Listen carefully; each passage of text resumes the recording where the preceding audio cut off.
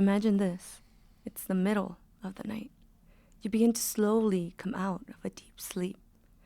As you regain awareness of your surroundings, you notice you're unable to move.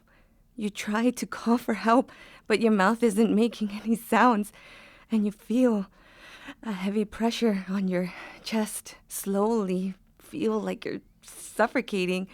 You look around, and in the far corner of your room, the shadows emerge and slowly make their way towards you. And that is one of the worst feelings ever. Oh my God.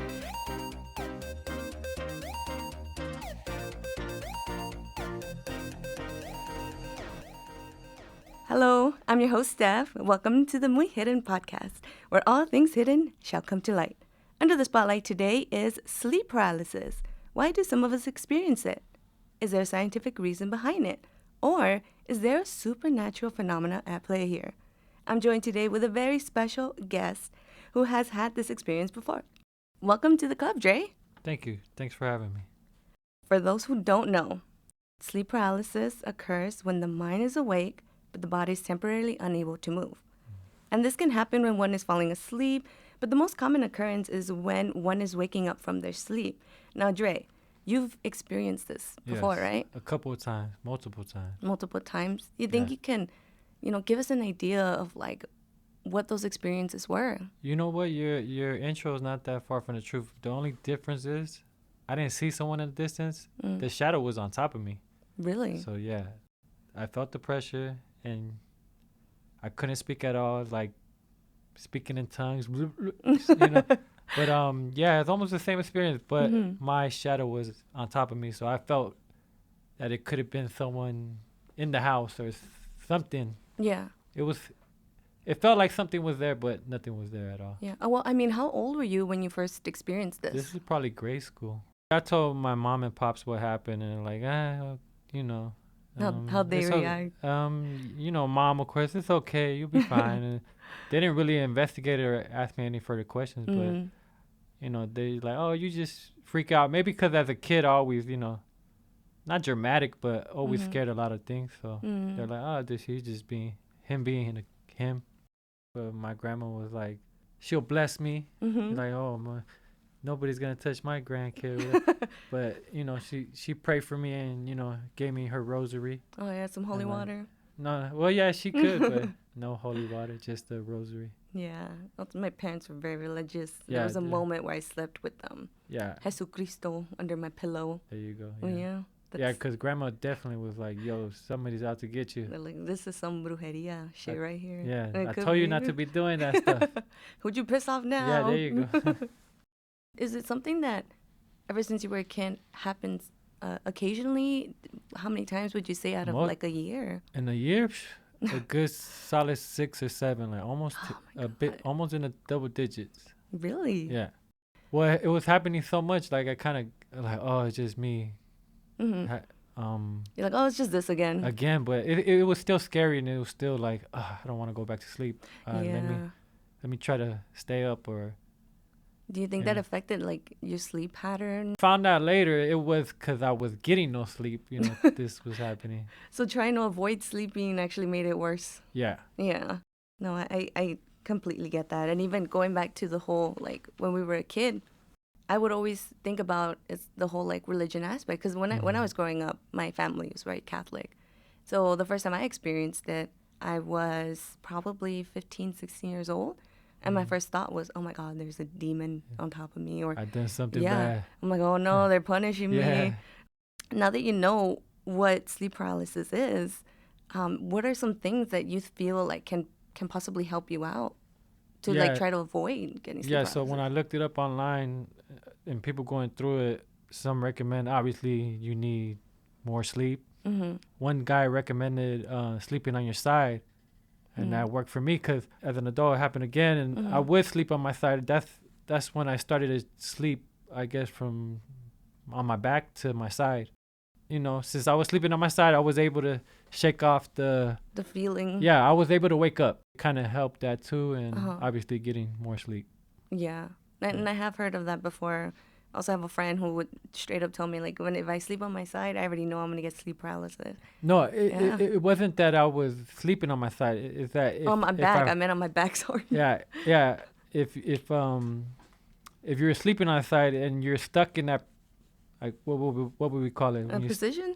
No, when you're stuck in the sleep paralysis Oh, yeah. stage, it's easier to kind of Just wake yourself break it up. off, wake it, wake yourself up. Cause I know when during sleep paralysis, as a kid, I always used to fight it, and I literally wake up in like deep breaths. Yeah. Like Yeah. like, oh, did I break free? Well, at first, like when I saw the shadow, I'm like, oh, he let go, he went, it's gone. But in the future, that it was my body just not cooperating with my brain. Yeah. So I knew that. Yeah, and there's some people that still think it's something else, because like I know in Mexico, they refer to like sleep paralysis as what is it called? Se te subió el muerto. Yeah. And they associate it with like other things, but I can see why they associate it, because it does feel like a death experience. yeah, like something's on you, like Yeah. legitimately. Or you dying. Like I thought it was like, this is my time. Like that's it. They this came is where to get me.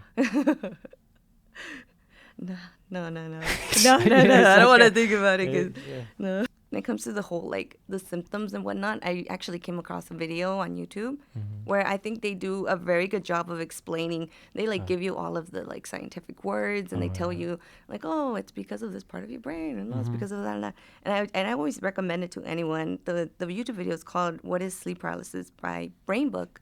Yeah. And again, that's something I always recommend. And now knowing what it is and there's scientific like reasonings behind it, do you feel more at ease about it? Yeah. Or? Now it's just like, maybe because I didn't get enough sleep this week. But it wasn't where I would stay up all night as a kid. Like, oh no, I'm not going back to sleep. There's no way I'm going through that again. But now it's like, okay, I should go back to bed. Yeah. Get some more sleep.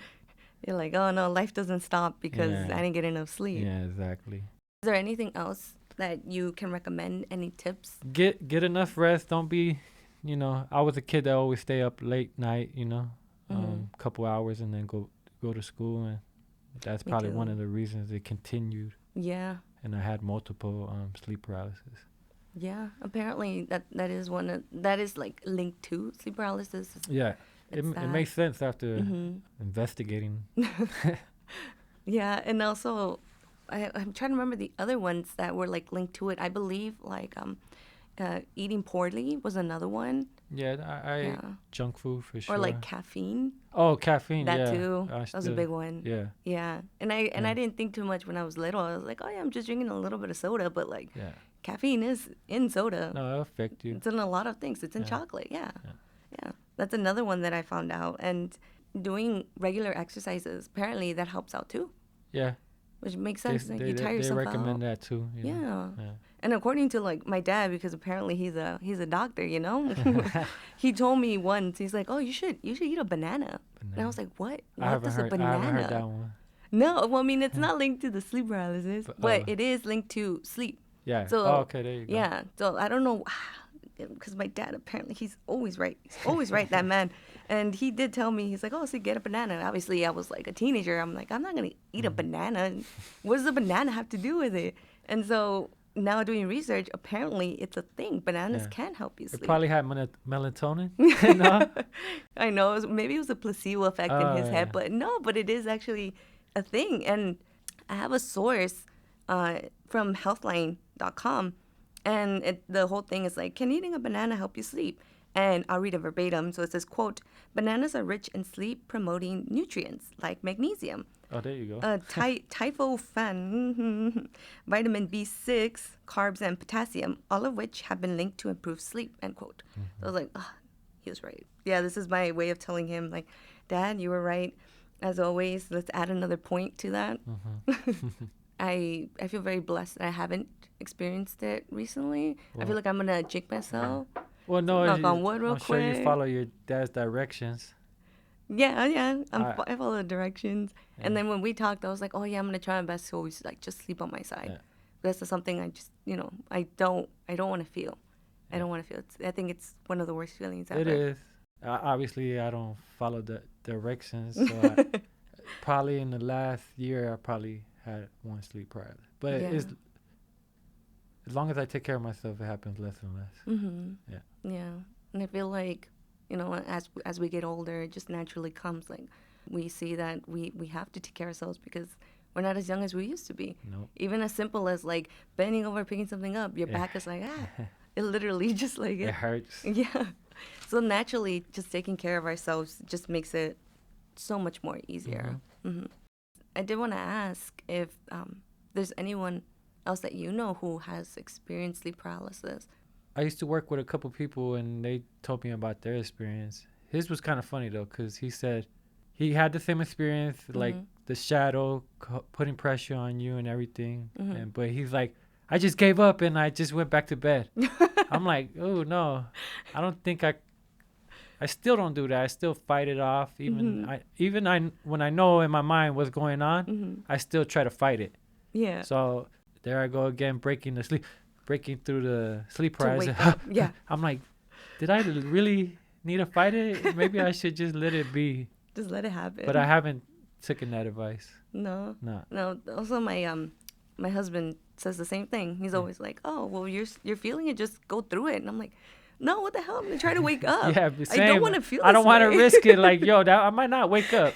If I just give up, this might be it. Yeah, I'm like, they're getting a lot closer this time. I'm gonna try to get up now. I don't want to feel that. Yeah. No, but to him, it's like, oh, it's fun. It's interesting. It's a very interesting game. And I'm like, okay, whatever it is that you like to feel, because you get that weird sometimes out of body. Rush, maybe? Yeah, so maybe to him it's like a little bit of a high. Yeah, but to me, that's a no-no. No, I'm not taking that risk.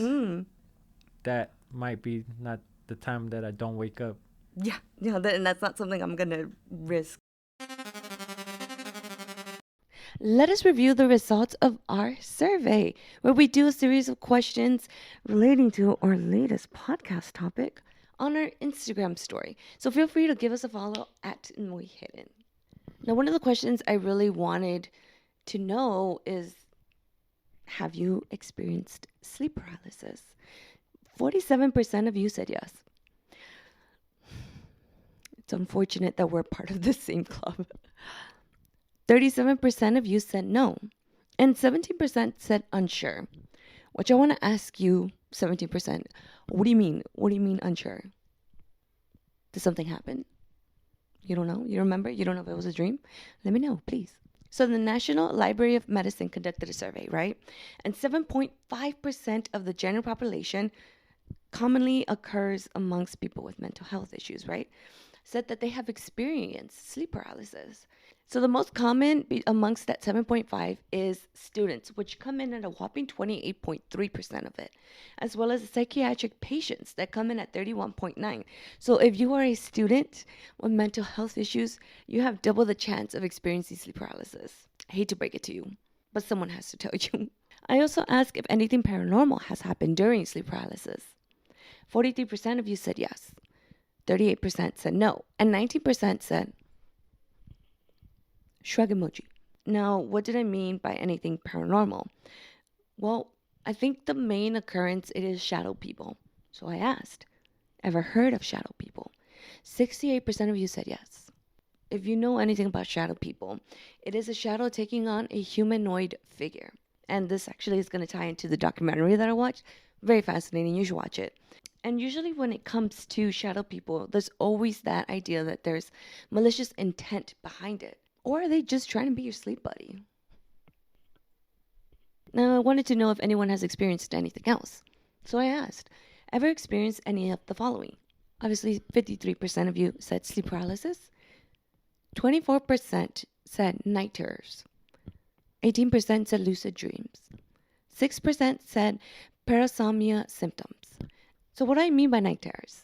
Well, night terrors are a sleep disorder. When you wake up and there's episodes of intense fear, flailing, screaming, sometimes while people are asleep, and it can last anywhere between seconds to minutes. Lucid dreams is when you are aware that you're dreaming. I've never experienced that. Let me know if you have experienced lucid dreams. And if you have you ever asked any of the people that are in your dream, what time is it? And I forgot where I heard this theory, but I was very fascinated that some people say when you're sleeping, when you're lucid dreaming, you ask the people in your dreams or the creatures or whomever, um, what time is it? And typically they give you either a weird answer or they look at you funny. Let me know if you've done it. And if you haven't done it, let me know if you'd be down to do it so you can tell me how it goes. So when it comes to parasomnia symptoms, um, I just meant like either sleep talking, sleepwalking, sleep terrors, anything that can come from a disrupted sleep related disorder. Personally, I have experienced sleep paralysis. And I remember the first time it happened. I remember I was laying in bed. I was in a room with my sister, and our beds were parallel to each other. And I remember I woke up and I remember that feeling that I was screaming at the top of my lungs, like screaming for help. And I remember I was able to either somehow look at my sister who was at the left of me. Nothing came out. And I remember just being absolutely terrified because I couldn't move. The next morning, I did ask her if she heard me screaming. And that's when I realized that I wasn't. And it was the first time I ever experienced anything like this. So another experience that I have had is where I would hear voices. So I'll fall asleep, right? And I'll slowly be coming out of it. And I would begin to feel that heaviness. And I would hear these voices talking. And they just continued to talk, right? It always seemed like it was two people having a conversation. But their conversation was always just nonsense to me. It always seemed like there was some distance between the conversation and me sleeping. Most of the time, I'd pray that it was just a dream, or at least be hoping that it was the neighbors talking, or maybe for whatever reason, someone from my family decided to have a conversation at like 3 in the morning, and suddenly they just stop mid convo, stop. I don't know, like it made the conversation feel real, like it was happening in real life, and it wasn't just in my head or in my dream. And I always hoped that I would recognize the voices. But till this day, I have no idea what it was or who they are. There were moments where, like, the voices felt like they were right on top of me. And I don't know what I mean when I say that. I don't know, like, on top of me, like, from my body, or they were, like, on top of my head. I don't know. They were near me. They were always so near me. And there was moments where I would just hear something like, wake up. And I would just be jolting wide awake. There was one time where I did hear them say something like, oh, it's in the middle of the hallway. Go now. It's near the restroom. And I remember falling asleep that one time. And then I think I woke up just like a few minutes afterwards. And like my body instinctively just on the move. Let's go. Just started moving, started walking without me even thinking about it. And while I was mid hallway, I was coming to, and I'm like, wait, what am I doing here? Like, what's going on? Why am I here in the middle of the hallway? And then I realized, like, oh, yeah, it's because the voices told me that it was near the restroom. There's been a few times where that has happened. Unfortunately, there's been a few times where I have felt that, like, grasp of somebody, like, grab me. There was a few times where I felt that sensation of someone grabbing me on my ankle. There was once where I did feel it on my arm. I just won't do it. I now that I know what it is and what can happen, now that I've put it in my head, I know I'm going to see something. So if I'm having sleep paralysis, you bet you're sweet that I am not going to open my eyes. I refuse. Even when I hear those voices and I'm just like, oh, who's there? And I'm like half asleep, I'm not going to open my eyes. The moment I start feeling, oh my God, sleep paralysis is happening, I just try to breathe. And even at that, I could barely breathe because I feel like I'm suffocating. And now I know just to like ride the wave. But I know that I'm not opening my eyes. Most recently, I watched this documentary called The Nightmare. And by most recently, I actually watched it like a few years ago. The storyline that they have is, it sums it up so nicely. So their storyline is, quote, a look at a frightening condition that plagues thousands. Sleep paralysis. End quote. The film heavily leans more on the spiritual aspects of sleep paralysis. So they retell stories and experiences of 8 people where their experiences were recreated and reenacted, right? So it kind of adds on to this like spooky theme that they're trying to create within the documentary.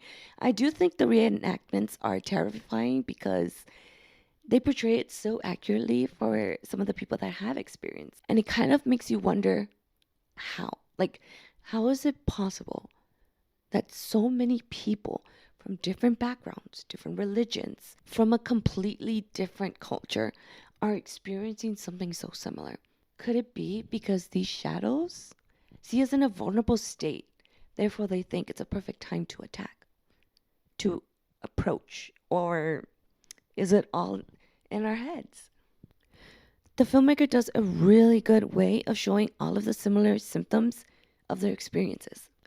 It is definitely a must watch, and if it's something that you're curious of watching, I believe it's on Shudder, not sponsored. I'm gonna briefly touch that topic of shadow people only because it does go hand in hand to sleep paralysis, but it's because it's part of the folklore, just like the incubus. Now, my source is vocabulary.com because I like the way they described it, like the way they defined it. Let me read to you. Okay, quote, an incubus is a scary mythological creature that visits people in their sleep, a kind of nightmare demon. If you dream that an incubus is weighing you down as you snooze, you probably wake in a panic. Okay, end quote. But does that not sound like sleep paralysis? Is it possible that humans from all around the world experience the same thing, just titled differently? So speaking of all around the world, we're about to read some of the listeners' experiences. Pardon my voice.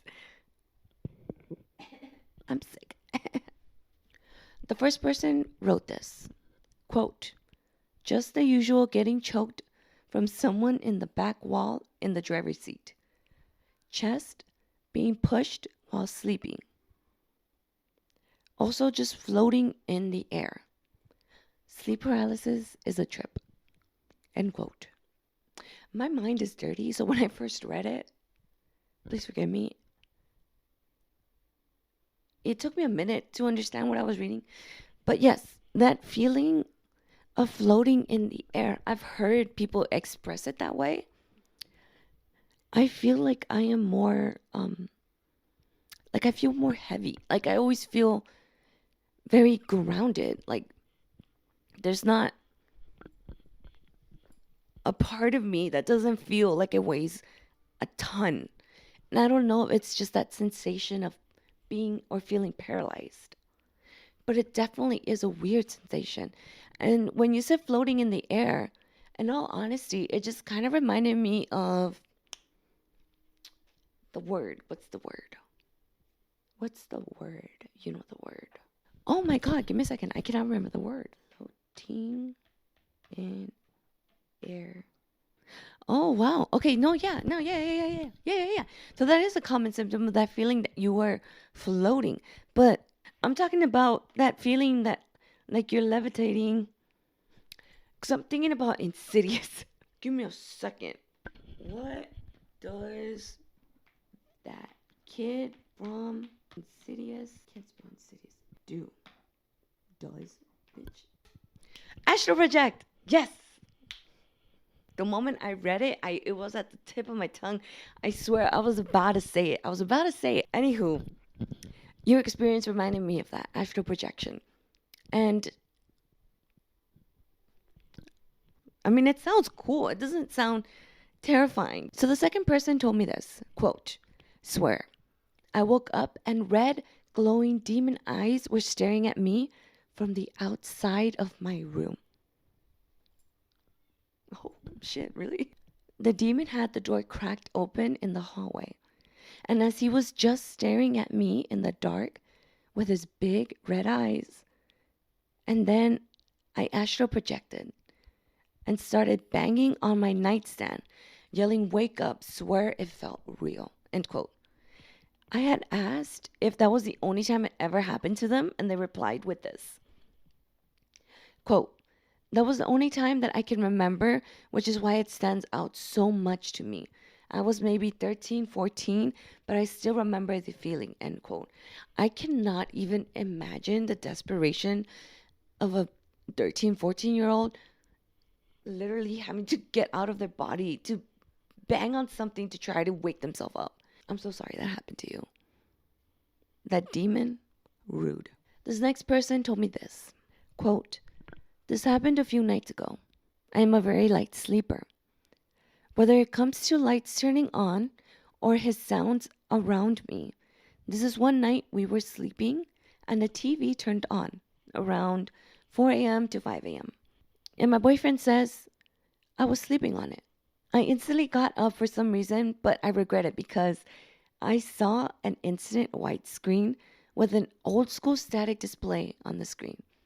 Mind, we have a Roku TV and it doesn't have channels like that. Then it plays a hypnotic scream. And at this point, I'm trying to find the remote to turn it off. But then I see Jeff the Killer on the right corner on top. But once I woke up, my boyfriend, trying to make him stop what was going on, the TV instantly changed its display and it goes to Paramount or Netflix. I'm not sure if any of this was sleep paralysis, but I remember moving and being able to see. And everything, I never watched or played any games that had Jeff the Killer on it around that time. So it felt impossible to have it as a nightmare. It still scares me. I had asked them if their boyfriend recalls the event or experienced anything weird or during, or if he even remembers the night. This is what they replied. He recalls me waking up and seeing bright lights, applications changing, and that's it. He's the one that turned off the TV for me. End quote. That's very sweet of your boyfriend to do that. In all honesty, I don't know my light turned off.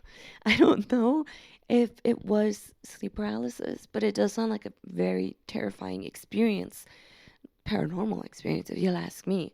It sounded like Jeff the Killer was looking after you. Be careful. You gotta be careful. Bless the TV.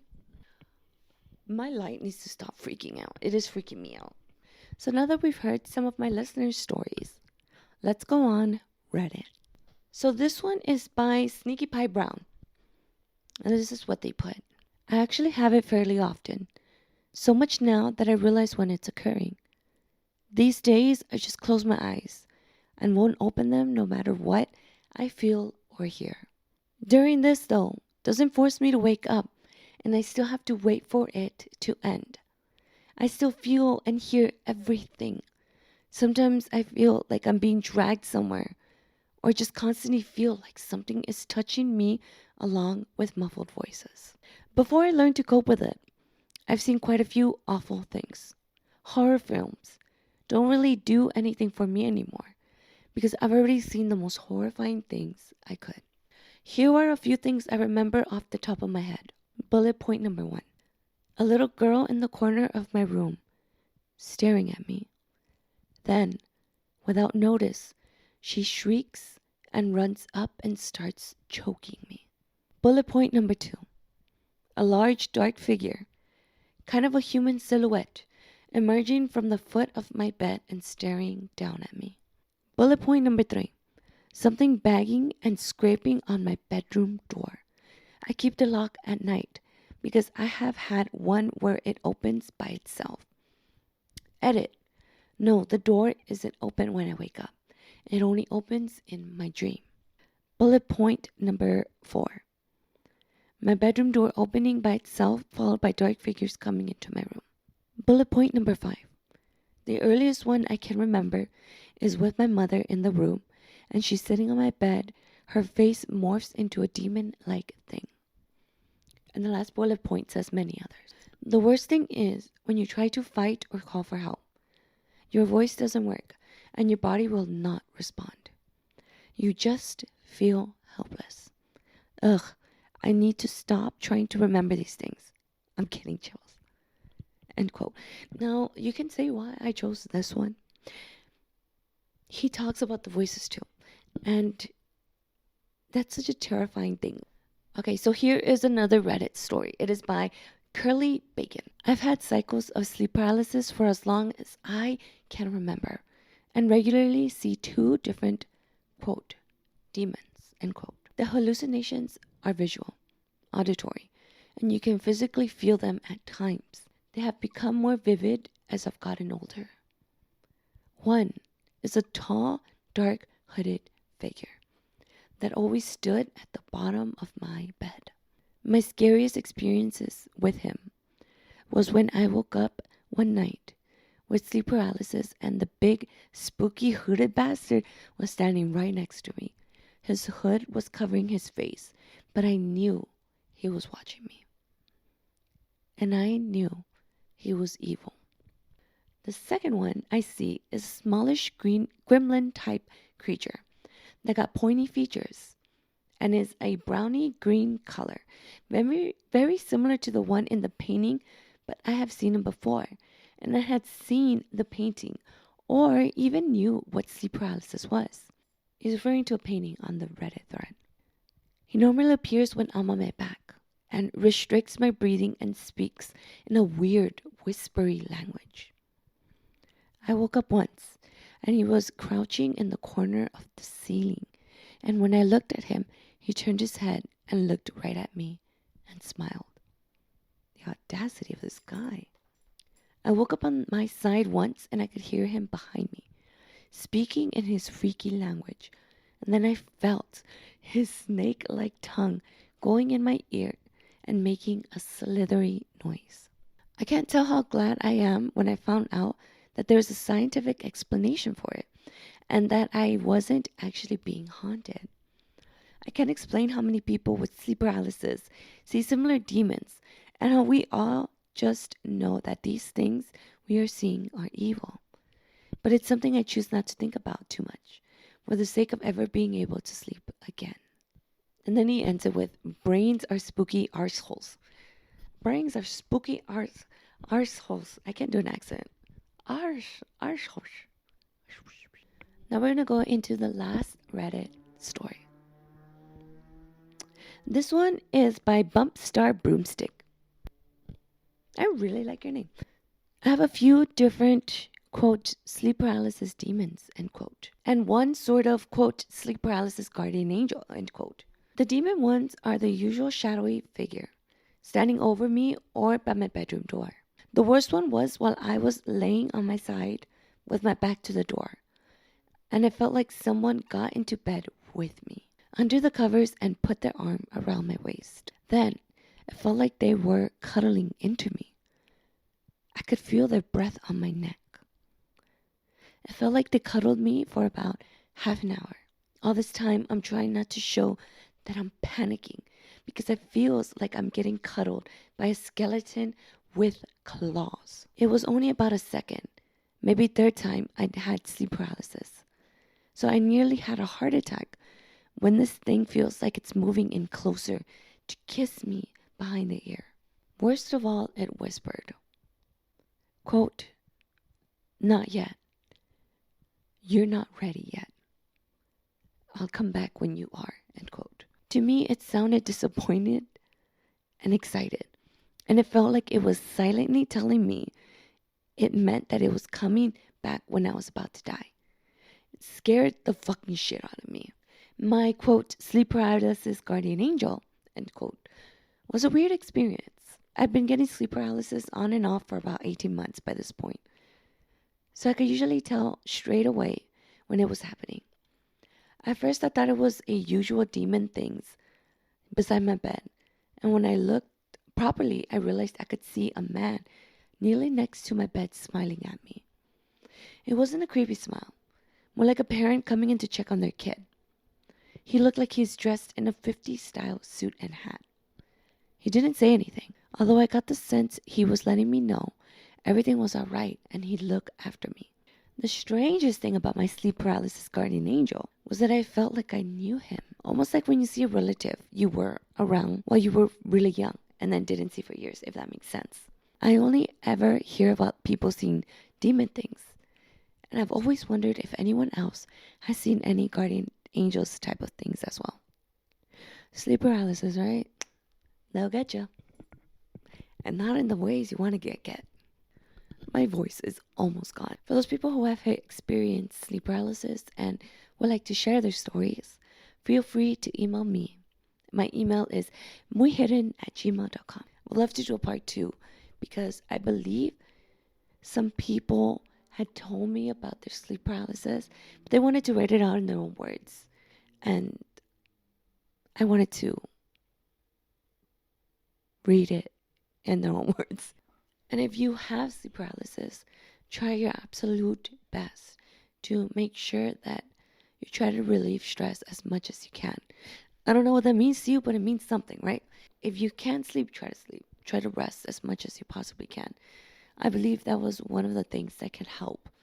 And bananas. Apparently bananas can help you sleep. And once again, be sure to like, subscribe, and check us out on social media platforms at Muy Hidden. I don't really have a lot going on. I need to work on my social media platforms.